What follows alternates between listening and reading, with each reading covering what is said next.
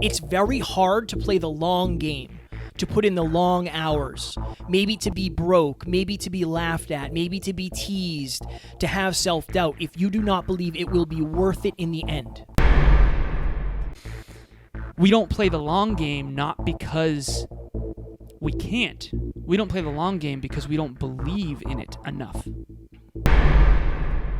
Ladies and gentlemen, welcome back to another very special, as always, Next Level University weekly Meetup Monday for week number 58. We're going to talk about how to play the long game. So a lot of people are looking at the short-term successes, and they're not understanding that if you're willing to put in the time and you're willing to put in the effort and you're willing to do it consistently, the next year, 2, 5, or 10 years of your life can make a giant, giant impact.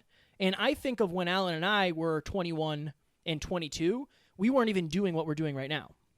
So understanding that the long game is the play is very, very important, and we're going to talk heavily about the long game tonight. So the first way to understand the long game is in 10 years from today, you will arrive. The only question is where and as who. And Jim Rohn talks about this. He says you're going to arrive in one of two locations. You're going to arrive in a well-designed location or an undesigned location. And so one of the first things I want to open up with is, first of all, we have 37 minutes on the clock as of right now. At that time, basically a Next Level Meetup will be, as you can see, stick around for the meetup in the bottom there, will be available, and you can chat with the other NLU team members about this topic. What's happening? I'm just showing them the thing down there. Oh. You know what I mean? Kev's in a goofy mood today. I am in a goof. My car engine exploded, so everything's going to be fine, though. Yeah. Everything's fine. This is what happens when things go astray. Kevin gets funnier. It's the best. Yes. Literally.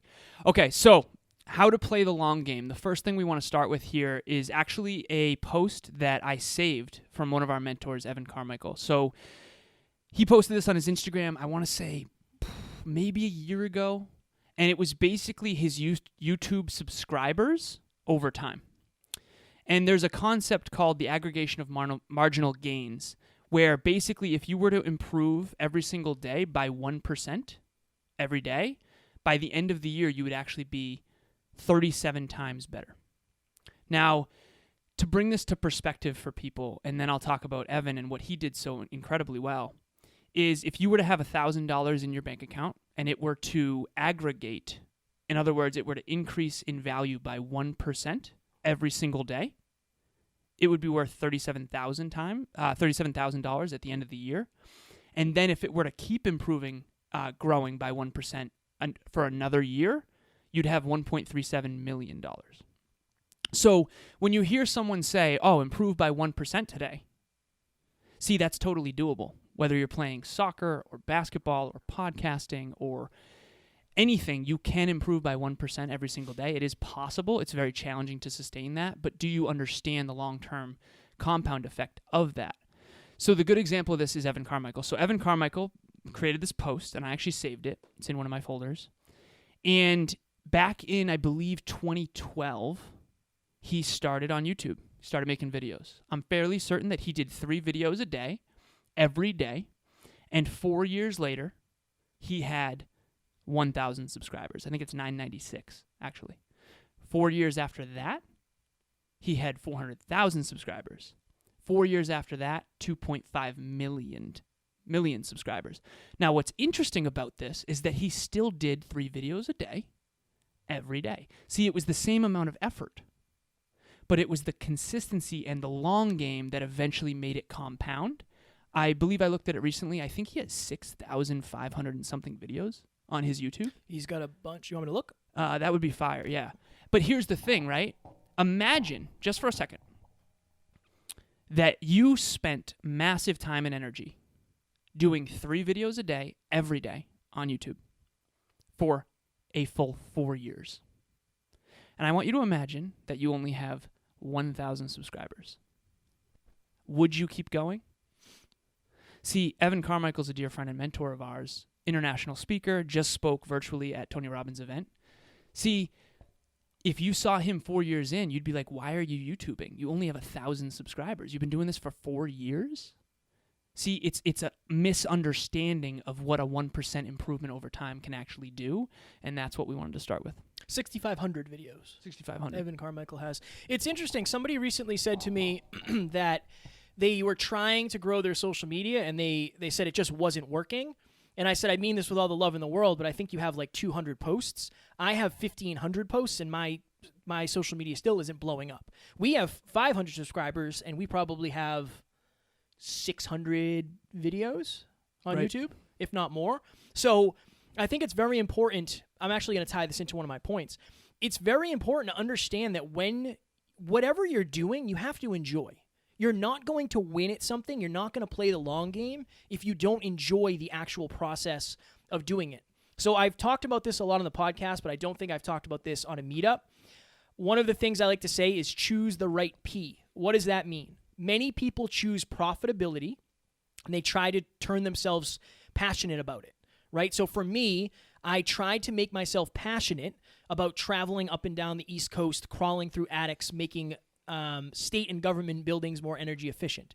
In reality, I was very excited about the profitability, and I had to convince myself that I was passionate about it in order to stay in alignment and do it. One of the reasons I'm convinced that people don't last in the long run is because they're not doing stuff they enjoy. Alan and I did this for 2 years before we made $1 from podcasting. I'm convinced that's one of the reasons why we'll win in the long run, because we were willing to do this for free for so long. The fact that we get paid to do what we love is actually, it's extra. It's an extra benefit. But also, we never would have found the ways to get paid if we weren't playing the long game. A lot of people will come to me and say, I want to start a show. I'm hoping to make it to 100 episodes. You're already not thinking of the long game. You're thinking of a set date. You're thinking of a set date. Imagine if you started a relationship and you said, I'm hoping we make it past 1 year. You're probably going to be in a little bit of trouble. What happened here? Your browser has lost connection to your camera. All right, hold space. Okay. I can go into the next one and hold you space. want to hammer it? Yeah.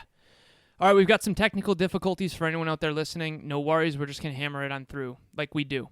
Okay, so the next point that I had for how to play the long game is this understanding. So behind me, I have a book called The Art of Impossible.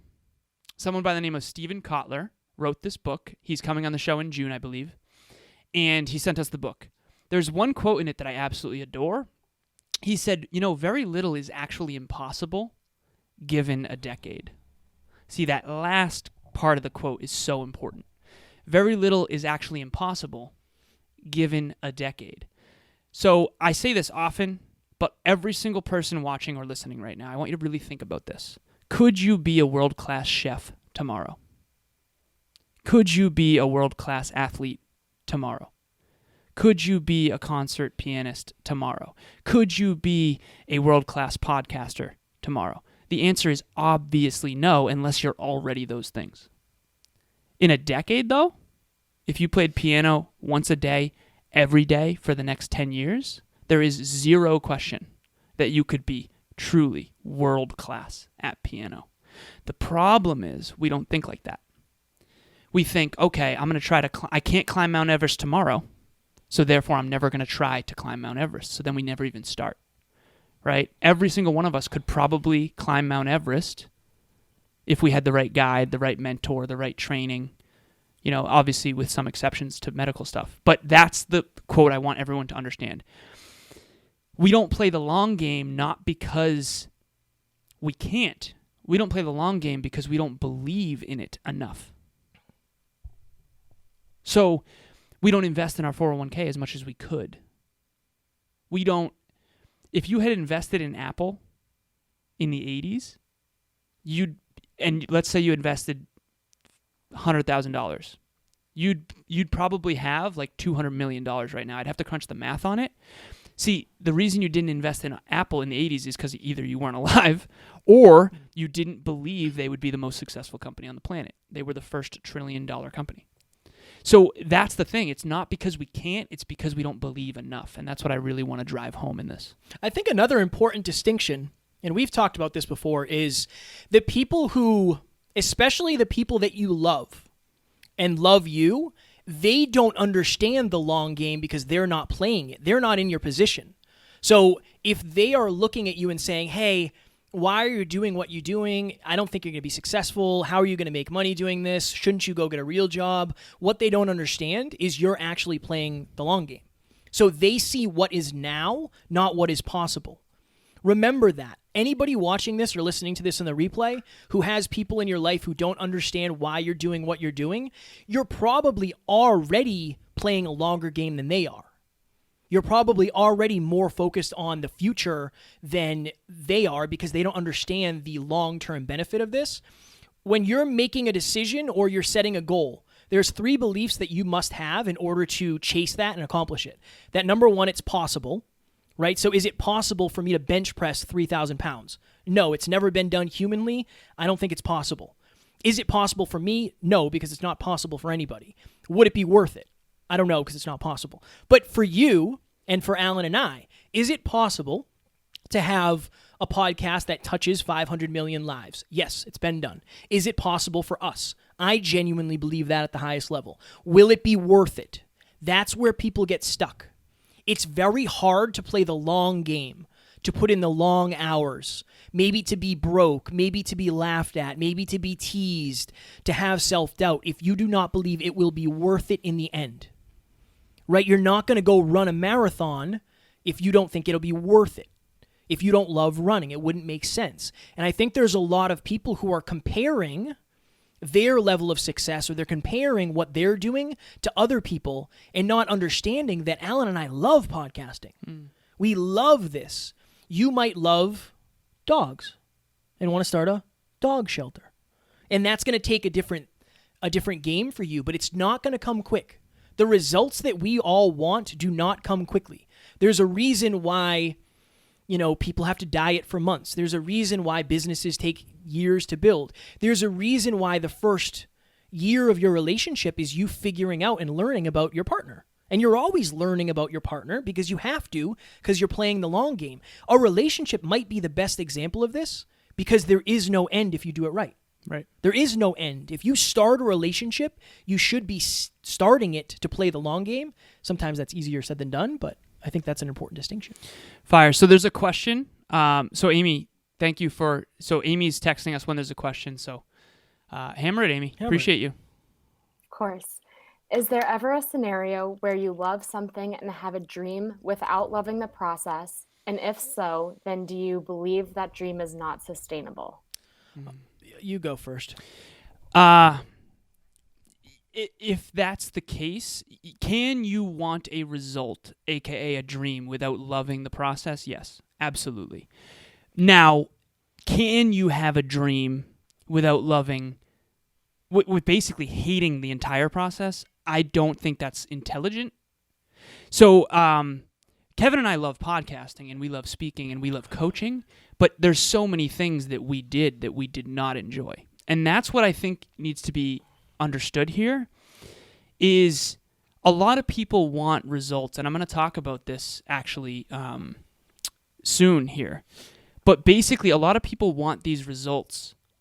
That's the outer layer, but they don't necessarily want the process to achieve the result, right? Everybody wants to be in shape, but not everybody wants to go to the gym, that kind of thing. And so if you have a dream in your heart that you want to achieve, you're going to have to check in with yourself and say, okay, how much do I want this dream? Will I regret it if I don't achieve this dream? And if the answer is yes, you'll find out what that process is along the way. I'm convinced that when Kevin first started this podcast, prior to him and I partnering, I don't think he fully understood what would be required for him to succeed. Had you understood that at the beginning, you might not have started. Hey.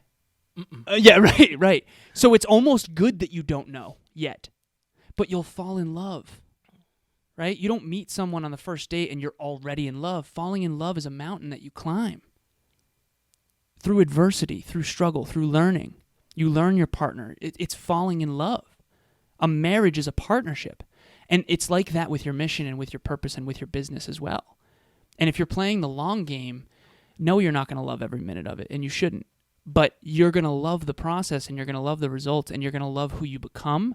And I think that at the end of the day, and I'll use this analogy, we've all been with intimate partners probably who maybe we enjoyed being around, but they didn't necessarily help us become better, versus being in a challenging relationship that has challenges and mirrors, but you become a better person, a better man or a better woman. Like, that's more fulfilling. The grind is fulfilling. The challenge is fulfilling. Human beings want to be challenged on the deepest level. I do believe that. And I think that you have to understand that, the toughest climbs are what lead to the best views. And there's just no way around that in my opinion. Well said. Thank you, Well brother. said. I would agree with Alan. I think Oprah has this saying that you have to do what you have to do until you can do what you want to do. Mm. And I think that particularly if you're in a position where you can automate things, delegate things, and get rid of the other stuff. So for us, I used to edit every single episode, both the audio and the video, and I posted it to YouTube, and I would post it to Buzzsprout, and we'd be on Apple and all that stuff. But then it got to the point where we hired a team who enjoys doing that, and they're genuinely better at that than I am, and now they're amazing, and they take care of that, and it's a win-win-win. I did that for as long as I could until I figured out I don't really want to do this forever. I want to figure out a way to get rid of this now, to give this to somebody who actually enjoys doing it. I think that's an important distinction, but I also think it's, if you have an animal, say you have a dog and you're a dog lover, okay? You love taking your dog for walks, but you don't necessarily enjoy picking up the poop. But that's part of the process. You don't enjoy when your dog wakes you up by barking, but that's part of the process. I think if you find something that your heart is pulled to do, it's easier. There will always be things that you don't want to do. They might not be 10 out of 10s, the best things in the world, but I think if you attach it to your passion, you attach it to your purpose, and you realize, well, this is a necessary thing, I think it makes it a little bit easier. Mm. I've been very honest about that. Like, I don't necessarily enjoy the 17 things I do every day, but I also understand that I'm weird in that, but I genuinely believe it will be worth it. I think that's such an important thing for this entire presentation. If you believe what you're doing is worth it, you will hang in there way longer than if you don't. And we just have to help you figure out what would make it worth it. I think that's an important distinction. Quick quote to answer this question. One quote. Muhammad Ali, I hated every early morning workout, but I loved being world champion. I think you got to understand that. That quote is really good. Is it me or you? I think it's me. Okay. I think it's me. One thing that I will say about Alan and I, and again, I don't naturally play the long game. I have adopted a lot of this from Jeff too over here. But one thing that I think will really, really serve us in the long run, and hopefully if you're a listener or a client or a member of the NLU family, you can attest to this. Alan and I spent the first 2 years of this journey building our character. A good character, a good heart, being a kind person, that never goes out of style. That never goes out of style. And if you really want to play the long game, you have to work on the player. We are playing this game.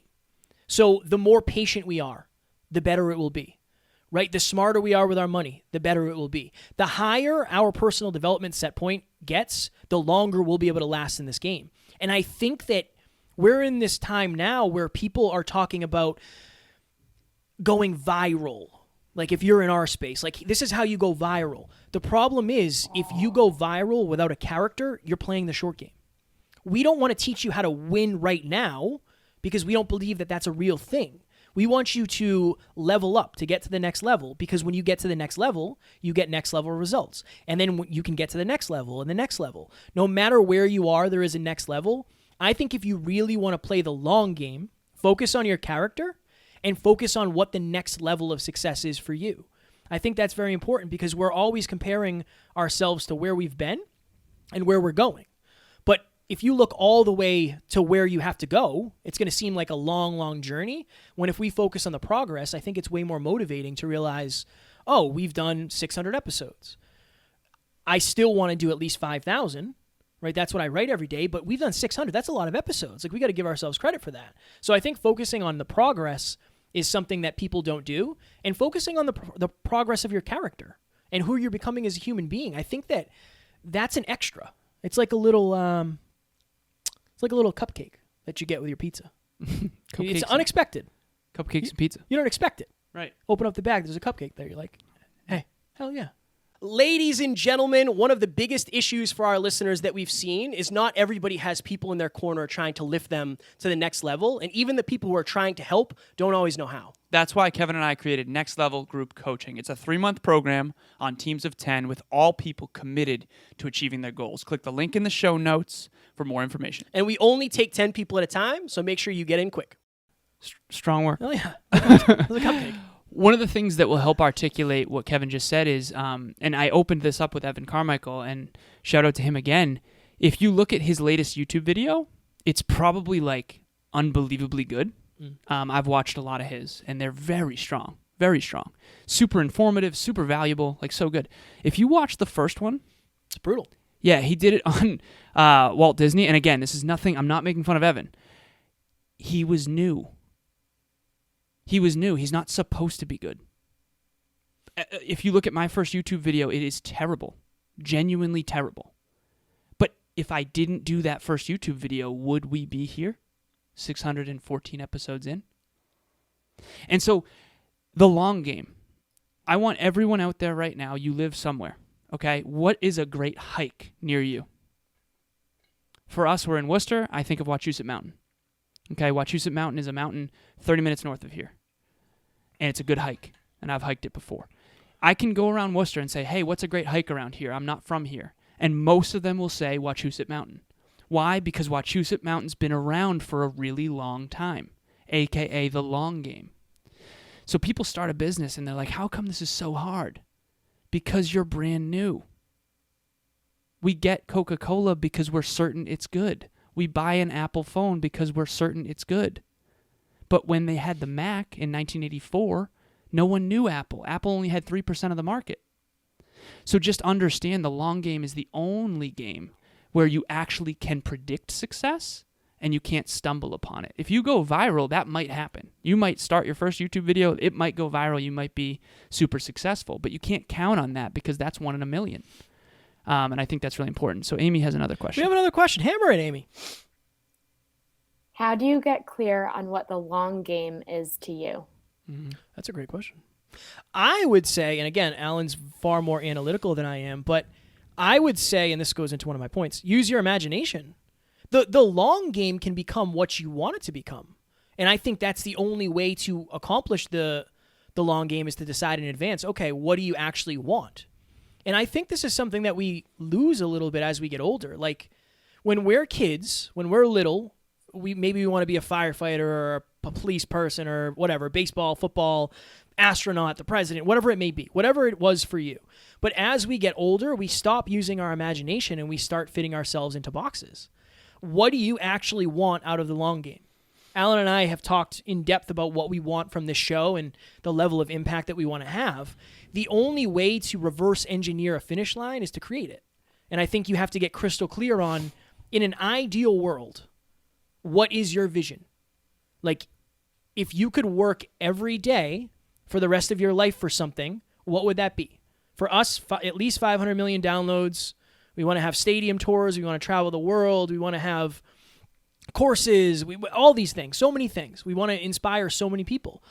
But that's the 10,000-foot view, and we're working towards that every day. So I would say use your imagination and figure out what do you actually want in an ideal world. So who out there listening or watching this has ever fallen in love? So my hand's going up, Kevin's as well, for anyone who's listening and not seeing us on camera. When you fall in love, here's what happens. You start to think about your future. You start to think about what's it going to be like to meet their parents, and what's it going to be like to move in together, and what's it going to be like to get married, and what's it going to be like to have kids, and what's it going to be like when we grow old together. See, we've all had that experience where we used our imagination and we imagined in advance our future together. Why are we not doing that with our careers? That's the question. I mean, when we're kids, it's like we all have this vision of living on our own. We all have this vision of getting an apartment and getting a car and going to college or whatever it is, getting that job. See, all of our visions come true eventually. I bet you everyone out there right now at one point had a vision of being able to. I remember when I used to ride my bike to Bellingham, which was like 25 miles there and back. And because I wanted to go to the movie theater. I loved movies, always have. And I rode my bike so far, and I couldn't wait for a car. I couldn't wait till I had a car, and I didn't have to ask my mom to drive me to the theater. I didn't have to bike ride 25 miles there and back. And I did. I eventually got my license, and I got a car, and I figured out how to pay for that, and ended up working at a golf course to pay for it. It was a Volkswagen Jetta. See, all of our visions come true. The problem is our visions are set so small that they don't excite us enough.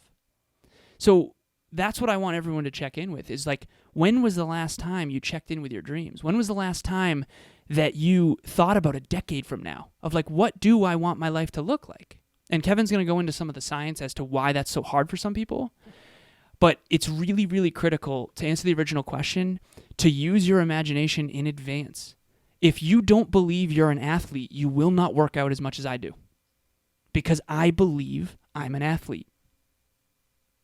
Tom Brady literally was told, you should really do your resume, man, when he was in college. You're not the head quarterback. You're like switching off with him. You should really do a resume and think about a different career. And he's like, no, I'm going to play professional football. He thought they were crazy. They thought he was crazy. Guess who was really crazy? 7 Super Bowls. They were crazy. They were crazy, right? So your identity, check in with it. Imagination and identity. That's where it all starts. You have to imagine in advance what your life could look like. J.K. Rowling had to imagine Harry Potter before it existed. We all get to enjoy it because it existed in her imagination first. And it's interesting, too, and we have another question. It's interesting, too, because have you ever met somebody that doesn't know how to ride a bike? They don't have the necessity anymore to ride a bike, so they probably never will learn. Right. But when you're a kid, that's what everybody's doing. They're riding bikes, they're learning how to swim, whatever it may be. Right. I feel like there has to be some necessity or it's just not going to happen, and that's why setting goals is so important. And that's why everyone gets their license. Right. Because it's so normal. Yeah. Right. Amy, we got another question? Yes. Hammer it. Did you ever regret putting time and dedication into a path where you later realized wasn't for you? Is there ever a time where clarity isn't as important as just starting? That's a great question. You want to go? Do you mind? You go. No, you go. You go, Hugo. Okay. I'm in a great mood. I don't know There's never a time where clarity is more important than action. Because you don't get clarity until you take action. So we're all born naked, scared, and ignorant. You've heard me say this. We're born with no habits. We're born with a completely pristine hard drive. Okay? Everything you love right now, you learned to love. So maybe you love basketball, but I don't really like baseball. So you learned to do that. Okay? You were probably praised for basketball and not for baseball. So how do you get clarity? You go and explore. So you have to take action with almost no clarity in order to get clarity. So here's another analogy. If you never dated multiple people, how do you know for certain that this is your person? We don't start out in life going, I know who I am. No, see, we go and fail forward and experiment, and then we figure out, okay, in corporate, how do I know that I don't want to be in corporate until I try corporate? Now, that doesn't mean that you have to try everything. This is an optimal stopping problem. You have to understand that I have to experiment enough to have certainty of who I am. So if you've never snowboarded, how do you know you like it more than skiing? You don't. And even deeper, if you've never snowboarded long enough to get decent at it, how do you know you like it more than skiing? And so think of your favorite meal. Everyone, think of your favorite meal. For me, it's sushi. There was a time in my life where I had never tried sushi. How am I so certain? How am I so clarity that sushi is my favorite meal? Because I've had sushi and I've had a bunch of other foods and sushi is my favorite. So the answer is clarity will never come unless you take messy action. And that is the truth. The problem is that when we take messy action, we get pain because we fail. But we have to be okay with that. I always use the video game analogy where you start on level 1, and on level 1 you pick up a sword. And you might not use that sword in level 2 or level 3 or level 4, but when you get to level 5, you find out, oh, I needed that sword. Maybe level 1 isn't a difficult level. Maybe it's not your favorite. But like Alan said, I think that As you climb the mountain, you get more clear. But if you don't ever decide to start the trek on the mountain, you'll never get that clarity. I know that Alan said it earlier. If I knew what this journey was going to take of me, would I have started it? I don't know. I'm glad I did, for sure. But I've gotten more clear as I've gone of like, oh, I don't want to do that. Like, that's something I don't really want to do. Oh, that's something I really want to do more of. I think we just need more feedback. We need more inputs. The more inputs we get, the more information we have to work with. And I want to tie this to one of my points.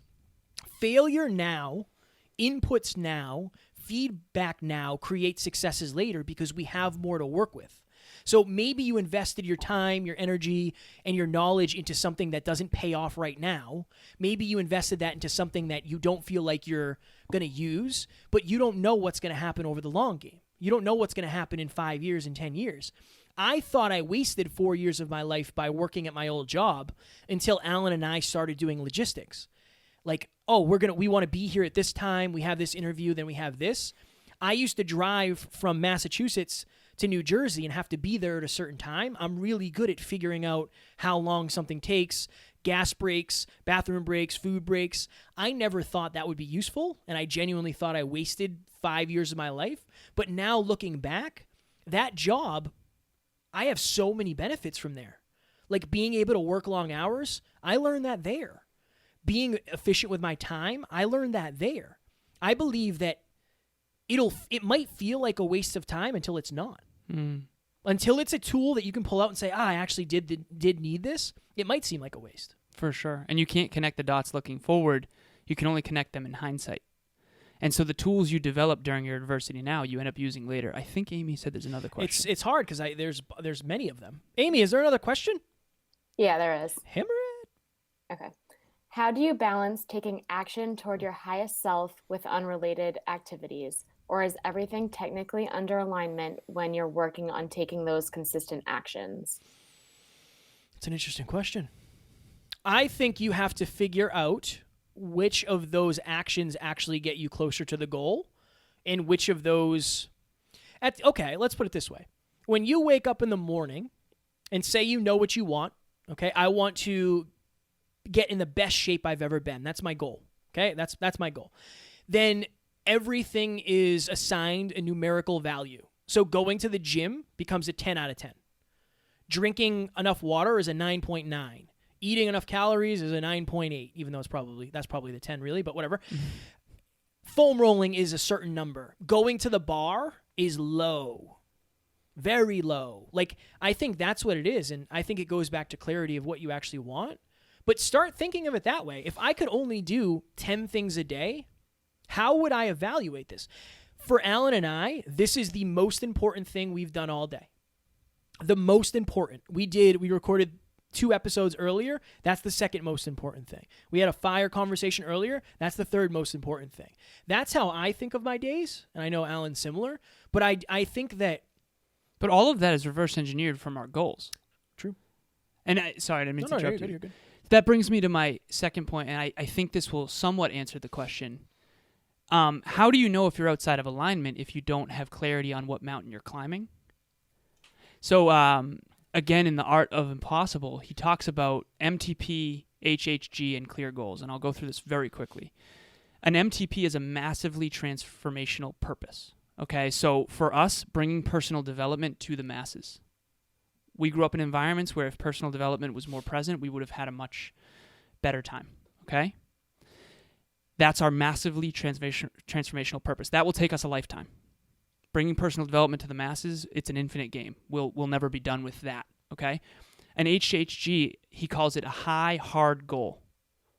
That's 5 million listens by the end of 2022, minimum, okay?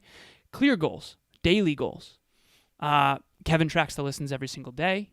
We do 5 episodes a week. Showing up to this meetup was a goal for today.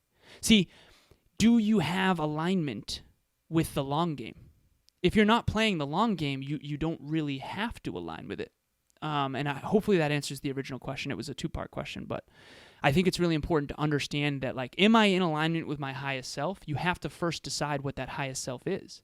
Do you want to be more kind? Do you want to be more ambitious? Do you want to be more virtuous? Do you want to be the type of person? And this was my next point, so I'll just go into it quickly because we only got 3 minutes on the clock. Identity is everything. I have that written on the whiteboard. Okay, so if you're out there right now listening and you do have pad and paper, I want you to draw a circle. At the very far end of this circle, it's like a ripple effect, is results. One layer in is actions. Those are your behaviors. One layer in from that is your thoughts. You're all good. One layer in from that is your feelings. One layer in from that is your beliefs and your imagination. So the center, the epicenter of your life, the nucleus, is what you believe about yourself. If you believe that you're an athlete, you will always work out more often than someone who believes they're not an athlete. See, behavior of working out and exercise, see, the result we want is better body. The behavior we want is work out more often. The thought process, the feelings, and the beliefs and the imagination are byproducts of the identity. I believe I am an athlete, therefore I work out. And so if you don't understand the root, you can't change the fruit. The root of all of this on how to play the long game is you have to have an identity of I'm going to play the long game. And I remember after my car accident at 26, I just decided this is my decade. I remember it vividly. I was like, I'm playing for the decade. And that's why so much of what I did made no sense to people. Because I didn't care about today as much. I was focused on building something that no one else could see yet. Kevin and I partnering was a byproduct of that. And now Kevin and I are building things that no one can see yet. We have things on the whiteboard over here in our business model that no one knows exist yet. And I'm very excited for it, but I think everyone needs to understand, like, what is my identity? Am I the type of person who plays the long game? Am I the type of person who believes in themselves? Am I the type of person who's going to win no matter what it takes? Right? At your own sort of pursuits. Last but not least, the last thing I'll say before we go here, if you really want to learn how to play the long game, choose to work with somebody who is playing the long game and has been playing the long game longer than you. I think that's one of the things, and that's a reason why Alan and I try to speak differently than a lot of people in the space, because we are trying to play the long game. We're not trying to give you an overnight success tip, because overnight success does not last forever. And that's what we're trying to do, is outlast and out-impact and all that happy jazz. So I would say that. Find somebody in your life who is playing the long game, who is talking about the fundamentals, who is building the character, who has the habits, has the consistency, has the commitment, all of that happy jazz. Ladies and gentlemen, we appreciate you. We love you. And as always, we do not have fans. We have family. Join the Zoom room below. Mm-hmm. Hang out with the squad for the 20-minute post Meetup Mastermind. Thank you all. Come on, give us some energy. Thank you all. No, seriously, thank you so much. Join the Meetup. These topics and these keynotes are only as valuable as what you discuss afterwards. Talk soon. Bye.